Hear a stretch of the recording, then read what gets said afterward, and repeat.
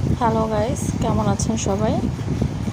আজকে আপনাদেরকে দেখাবো সবুজারণ্য এক পরিবেশ। সুন্দর একটা জায়গায় চলে আসছি। এটা হচ্ছে গ্রামের একটা জাংলা, আমাদের আঞ্চলিক ভাষায় জাংলা বলে এটাকে। আপনাদের কার কার এলাকায় কি বলে জানাবেন অবশ্যই কমেন্টস করে। দেখুন কি সুন্দর দুধকুশি জাংলা, দুধকুশি লাগাইছে। আসলে এটা বাণিজ্যিকভাবে চাষ করা হয়েছে, যার জন্য এত নিচু করে জাংলাটা দেওয়া হয়েছে। আর আমাদের বাড়ির উঠোনে যে জাংলাগুলো দেওয়া হয় ওগুলো সচরাচর একটু উঁচু করে দেওয়া হয়। আর এই সবুজ সবুজ ডোগাগুলা, এগুলো দিয়ে ছোট মাছ শুটকি খেলে অসাধারণ টেস্ট। কচি কচি দুধকুশি ধরে রয়েছে,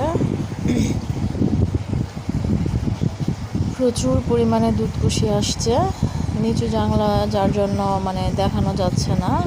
আর এইদিকে হচ্ছে করলার ক্ষেত করছে, করলা এখনো ছড়া সারা নাই। আর এই পাশের ক্ষেতটা অনেক বড়, এক পাশে হচ্ছে দুধকুশি আর এক পাশে করলা।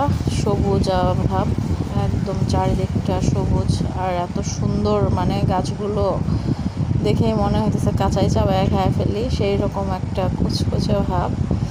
আর প্রচুর পরিমাণের করলা ধরছে। এই তো একটু নিচু হয়ে দেখায় আপনাদেরকে।